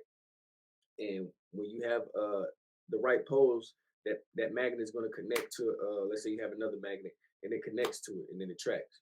You just have that rock magnet sitting on top of it, okay? Well, now you break that magnet up, and now it's in the bits of rocks, and you still put it on that, and okay, so, and you just throw it over that other magnet. You're going to have pieces that attract to that rock, but they're going to be broken up and split up. You see what I'm saying? Fractal, but they're still gonna connect to the right under the right pressure and go to where they correspond at, where the frequency corresponds with them, and makes them attract to it. Okay, now bust it up a little bit more.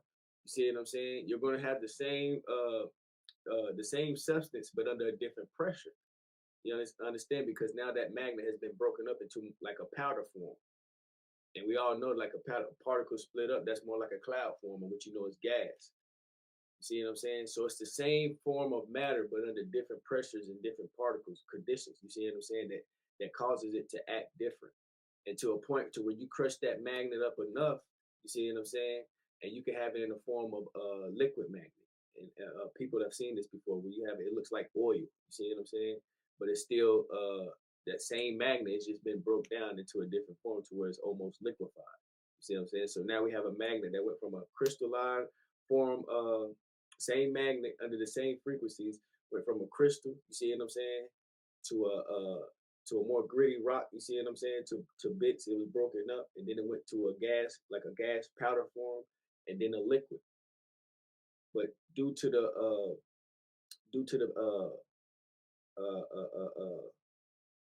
how can I say this? Due to the state that the particles was in, it changed the pressures of it, which in return changed the behaviors of it. You see what I'm saying? So that rock that it originally was doesn't behave like the liquid form or the powder form. An accretion disk, and that accretion disk is going to begin to spin on its axis, which is the formation of planets. And that's all those waveforms returning Correct. back onto each other, Yeah. returning back to each other. So it's like they're looking from the inside out and wanting something to come from in here. Mm-hmm. But I want to get to these 5 different pressure conditions that replace the platonic solids. Yeah. You have a grand unified supersymmetry that don't exist. Here's where 4 bubbles meeting where. Now he's saying 5 different pressure conditions, but all these are densities. You know what I mean? What we know is 5 densities, 5 different densities, and I'll show you a map of that in another video, if not this one. And I'll show you the guy that really does a good job with explaining these, the 15-dimensional time matrix that we're in another video. Well, I'll put the link in the video. His name is he goes under Crystal's Avatar, I think it's his YouTube channel. But yeah, he does a good job of explaining the etheric fields and the different if you know how to correspond these things that they're talking about, because none of these guys talk to each other. You know what I'm saying? So I'm kind of the glue and put this information together and as a whole, and give you the full picture that these people are talking about, because everybody's coming in with these same downloads. We just not talking to each other. You know what I mean? And it's crazy because we're on the social media platforms and stuff. It's like that was to bring people closer together. We still separate with the information. It's weird, but yeah, he's basically talking about the densities or states of matter, the 5 states. You see what I'm saying? Which are gas, liquid, thermal energy, crystal, or solid matter, and then the 5th form, which is plasma, which is created by having the first 4 in harmony of each other. It creates plasma, which we know is a sun. You see what I'm saying? Then the sun can create life in solar systems. So yeah, having those 4 base states of matter, you see what I'm saying, base forms of existence in harmony of each other creates plasma. You see what I'm saying? And you have those in harmony with each other with ether, which is spirit. You see what I'm saying? Your spiritual power that is created by having those 4 in harmony. Well, having those 4 in harmony is what amplifies what we know as the etheric field or spiritual power, which is scientifically the magnetic field or the force. You see what I'm saying? So that's what that is. And based off what you see what I'm saying, how tapped in you are with the force, it can be used for, like you said, negative things or positive things. That's why they had a dark force and a light force. You see what I'm saying? In Star Wars. You know what I mean? Because it's about the law of polarity. What you going to do with the power? what you want to do with the power of the universe. You know what I mean? It's your free will to do what have you. And I feel like that's part of the reason why they're not so hip to putting this information out to the masses, because you can create Star Wars all over again. You know what I mean? In real life, the dark side and the light side. It's gonna happen eventually. 8 bubbles meeting where 6 bubbles meeting where the 12 is meeting. Right. I put 5 of where the 12 coming together. They make natural star forms. I put 10 of them, and they create these natural icosahedrons when you put 2 of them on top of each other. I was like, this is the building blocks of the universe. It's the building blocks of the universe. You're talking about the fractal matrix at the central of its core, unfolding this flower of life into multiple dimensions instead of a flat plane, and showing how you can build anything. Anything. Build a planet, a sun. There's a video where we rebuilt the planet Saturn, which I found very fascinating. Very similar to the Mandelbrot set and fractal mathematics.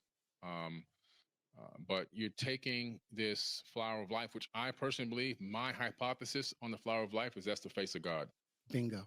It's the face of God. Yeah. You want to see creation. You want to see the divine energy, where it's coming from. You want to see everything that exists in a known and unknown universe. Well, there it goes. Watch this. This is us taking a basic physics simulator, the same simulator that they use at Princeton, at Oxford, that the students use at Harvard, and we put in a few massless particles. We didn't put any animation into it, nothing like that. And just ran the program with linchpins in their position. And just so the audience understand, linchpin is literally those 6 sides that come off of the tetrahedron. Each one of those ends up becoming a pentagonal shape based upon when it expands into a Myrdal shape, or its feminine component, magnetism, or the contractive side or the electric side is the tetrahedron. But the middle ground between it is the linchpin. And so when we put those linchpins in rotation. See how he said the feminine component, magnetism. Magnetism pulls. See what I'm saying? So that's the feminine nature of the universe, to pull in. You know what I'm saying? And that's what makes sense to what he was saying, is everything happens outward because the universe naturally pulls in from the outside. So that makes sense what he was saying. But he was saying that the feminine nature is it pulls, while the masculine nature is the penetrator. You know what I mean? Force penetrating energy, which is how I interpret it as light. Light is the penetrator. Magnetism is the pull that pulls the light into what we know as existence. This is what came up. So what we basically did is at all of these individual points, we put 4 linchpins into rotation with each other. Gotcha. Now your massless particles, would that be the Higgs boson? Those were just the massless particles. We put not massless particles. We put like 300,000 mass, particles inside. I wasn't supposed to say massless. And see what he's showing you right here is, like I said, this is the feminine energy pulling everything in, that magnetism. And this is created by thermal energy charging gas, a crystal, and a liquid all at the same time, which we know is possible. You have electrolysis, which is electric charge given to water by electric charge put through water, or the separation of hydrogen and oxygen by giving it an electric charge, what makes it combustion, what makes it highly combustible. You know what I mean? Gives off a charge that's the same temperature as the sun. So that's what you do when you have an electric charge given to water. When you do the same thing to a gas, you get a combustion. That's how we get engines and exhaust and things of that nature, and rockets and things of that nature. Then you could do the same thing with, of course, crystals. That's how you get computers. So when you add thermal energy to crystals, you get computers and things of that nature. You see what I'm saying? So when you have all of those things tied together, working in harmony of each other, you get what I'm saying? That's when you get basically like what we know is that would be a quantum computer. You see what I'm saying? Thermal energy and quantum computers run off cooling systems with they have liquid in them, they have crystals, um, and they have some of them run can run off forms of gas, which you have, you know, I mean, certain quantum computers. But when you have all of those things in harmony of each other, you get plasma, which is a new form of matter. You see what I'm saying? And that's what the sun is. That's why they say suns let off information with the solar flares that be happening. That's because they do have all the information because they consist of all the elements in harmony of all at once. You see what I'm saying? So it would have all the information amplified. You see what I'm saying? And that amplified information uh, gets let off in solar flares that get caught by the etheric fields put around the different solar fields or these bubbles. You see what I'm saying? Put around the solar field. You get what I'm saying? And I tie that in later on in the video. These particles, just to give it rotation, and in the center of it, we gave it a harmonic, just an on and off harmonic, and allowing it to play itself out with. But that's what I wanted to get at. You see how the magnetic frequency is pulling everything out into the vortex. So you got all these God particles out here, right? In the etheric field on the outside of our solar system being pulled into existence to where you can see it and see things happening. You see what I'm saying? Because you're coming into that frequency. The planet is being raised to that frequency. As we vibrate higher, we bring in things from this outside perception or for this outside of the etheric field, which we start to perceive as our reality now. You know what I mean?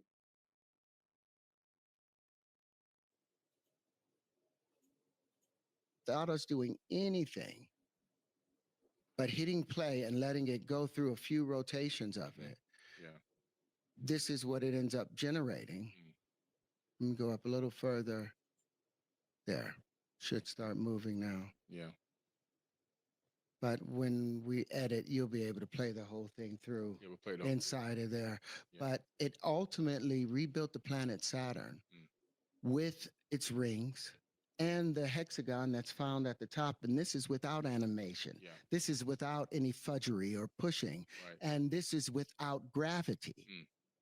Without dark matter, without dark energy, just using linchpins and the vortices in association, we were able to rebuild this planet the same way that I said we would do in that interview where you first, showed love to me when everyone else was like, he's crazy. Right. You understood that I was talking about a simulation and not building the planet Saturn, but with the right vortices and technology, we now have the ability to rebuild a planet based on these wave conjugations. Right.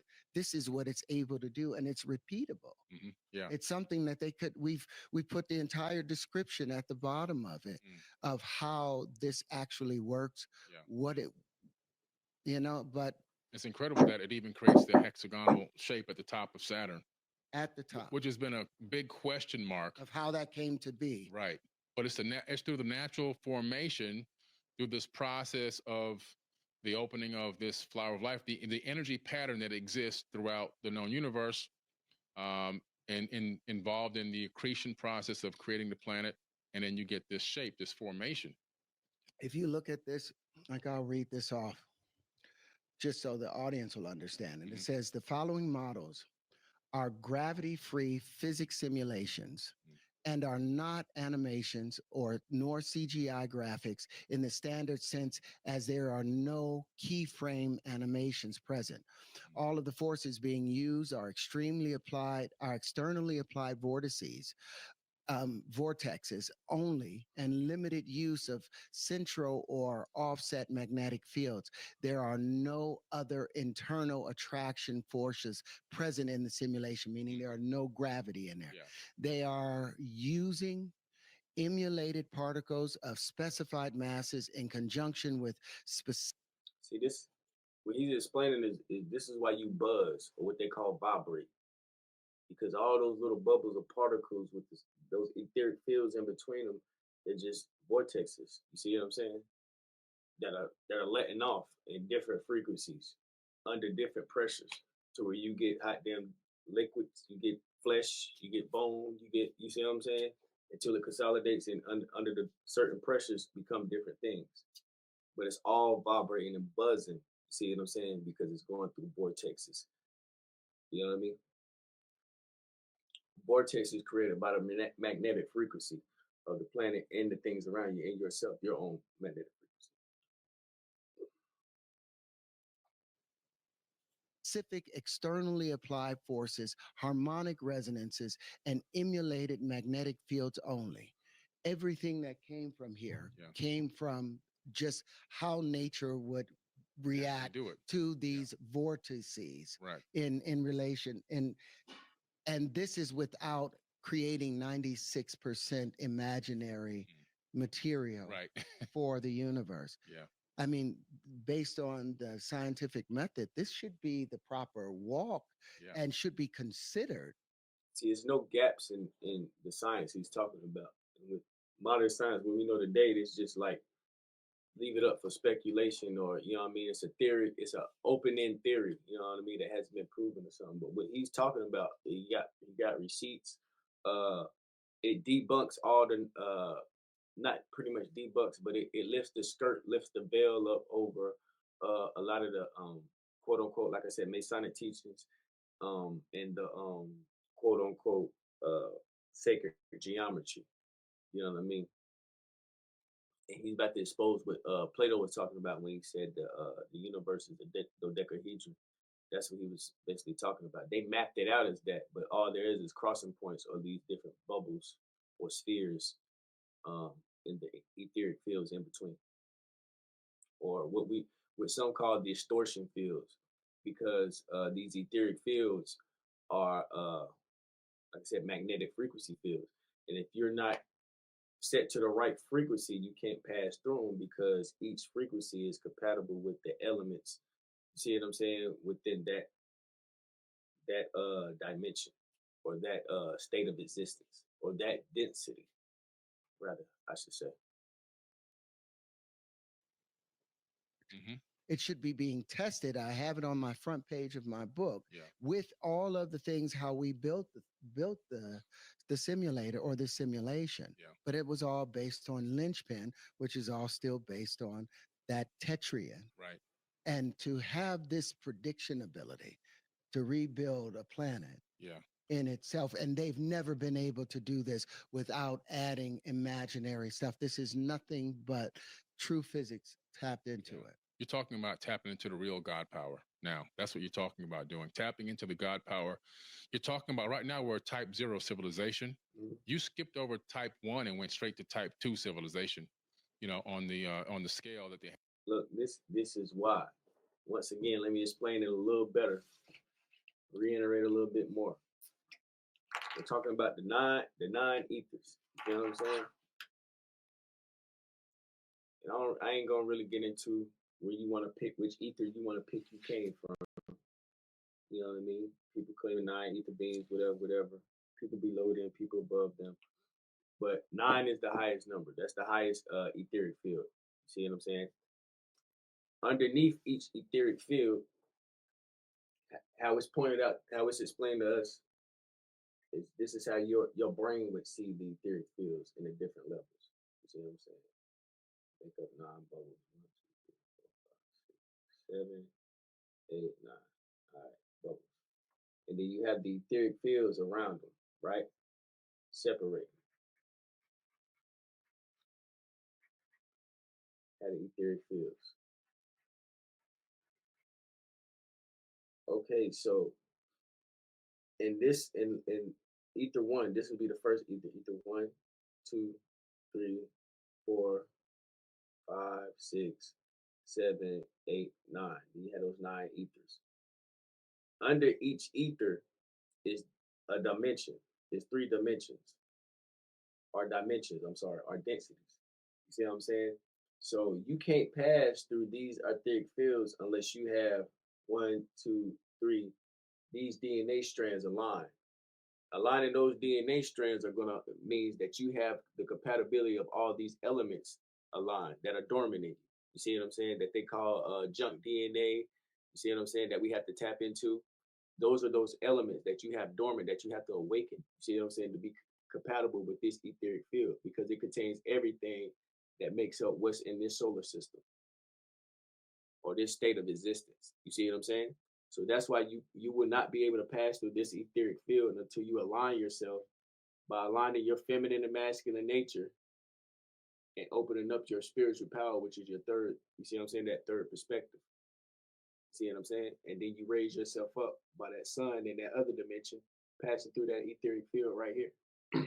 So you get the information, the power of the sun that's in another dimension above you, outside of what you're in. So it's the overseer, right?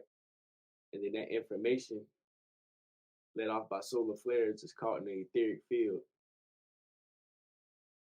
which is where we get our substances and elements to make up our planets from that etheric field, that bubble on the edge of every solar system.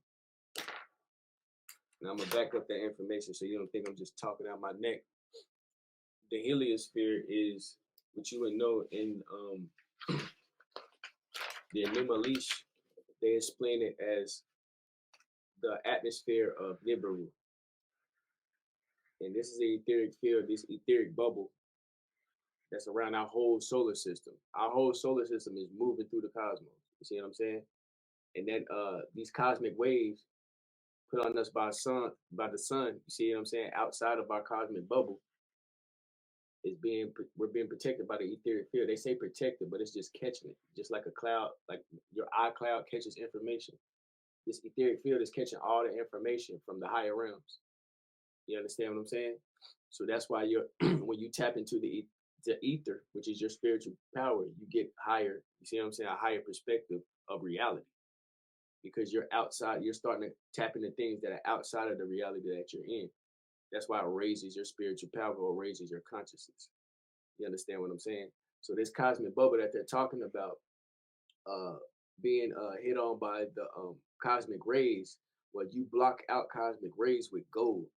You see what I'm saying? And that's where they were using to rebuild this atmosphere. They were using it with gold because if the sun eats through this, we're going to be getting a shitload of information or a high frequency of rays that we can't handle right now in the sleeves that we're in. If better put these God bodies that we have right now, we'll be able to take the power of this sun without the etheric field helping us to kind of break down or what's a better way to say it, consolidate, you know what I'm saying, or concentrate that power, you know what I mean, kind of break it down, and dilute it, that's the word I'm looking for, kind of dilute that power as it's coming to it, those frequencies in waves, you see what I'm saying, in information, or like I said, a download, you see what I'm saying, or like Terrence tapped into when he was young, and what I tapped into when I was young, when I tapped into in my shroom trip, those are all downloads coming from, you know what I mean, a part of the star system that is outside of this bubble, that cosmic bubble that we're in. Um, yeah, this is what Terrence was talking about with the different pressures. You see what I'm saying? All it is a matter of pressures. You see what I'm saying? And densities. You see what I'm saying? That makes up the reality that we see. That's all it is. You know what I mean? States of existence, states of pressure.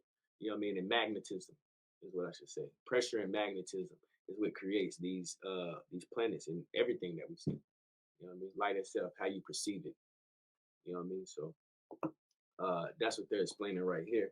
And on the edge of these solar systems, or where we see what you see stars, or which you'll find to be the Galactic Federation. This is where they are. They be in these constellations and stuff on the edge of our solar system. They're literally watching over us. You see what I'm saying? Not interfering with what we got going on. Waiting to see when we can raise our consciousness up to join. You see what I'm saying? What's outside of this bubble. You understand? So So on the edge of that bubble, like I said, and a lot of people be like, no, they were making a goal for Nibiru's atmosphere. You got to think about the orbit of Nibiru. Nibiru orbits around our whole solar system. You see what I'm saying? On the opposite, it's a whole nother orbit of our solar system. This is us. This will be where we doing our thing. You know what I mean? All our different routes. Nibiru is like this. It's on its whole own shit. You know what I'm saying? And it's on the outskirts of our solar system. So if this is the bubble, and this is where new Nibiru is rocking at, then that means it's gonna be closest to the motherfucking cosmic rays that's coming in. You know what I'm saying? So they would need to need that gold to put into the etheric field, not just their atmosphere, but also the etheric field to stop those cosmic rays from getting through. You know what I mean? So just wanted a little iteration on that. If we learn how to properly use this, which is not hard to do, I know he's talking real scientific terms and all that stuff, but this could really be obtained just through meditation. Once you know the real science and not the bells of all this platonic solid bullshit and all these straight lines and all that bullshit. You see what I'm saying? Once you break outside of that and tap into the elements, the particles, and see that yourself is not separate from anything that's around you, that you're all one. Once you tap into that, like you said, and know how to resonate with the frequencies of where they are and correspond with things that's not even in your state of existence, that's not even the same what you know is time and reality as you, somewhere on the other side of the universe you could correspond with. This is how this works. This is the law of correspondence. If you know that frequency of what it's vibrating at, and you vibrate at the same thing, that's when you bring yourself into that object or that state of existence. So that's how easy it is, man. Crazy. I'm gonna pause for a second because I'm like 2 hours and some change into it. And I'm gonna do a little part two and keep going with this. But yo, this is deep. Everybody talking about the Tyson fight and all that bullshit, reaction videos to a whole bunch of other crazy shit that it's not gonna you know what I mean, advance us as a people. This dude got he got spirit science, bro. He got this dude just show you what God is, who God is, and what you can do with him, or it, what you can do with the power of God. And y'all talking about Tyson, you know, so it shows where we got the how far we got to go with this shit. You know what I mean? In our rays of consciousness. You see what I'm saying? As a whole, as a unit, and just start getting on the same page, man, because we all talking about the same shit. We all got the same concept, but everybody want, you know what I mean, the spotlight, the individual spotlight on them. And until we all get under the light and show the world that we know what the fuck going on, yeah, they're gonna continue to drag this shit out and keep Terrence under wraps. You feel what I'm saying? Making him look crazy. So it's a lot of people that I know that he ain't crazy, but ain't backing him up, like ain't running the like, yo, let me link up with you, or yo, come on my podcast, or you feel what I'm saying? So it is what it is. But yeah, I'm gonna do a part two to this. Y'all tell me what you think, like, share, review, yada yada yada. I'll be back. Tap in with y'all, man. Give y'all what I can, my understanding, my perspective on this reality we live in, so we could tap up out of this motherfucking matrix, man. Love, peace, prosperity, man.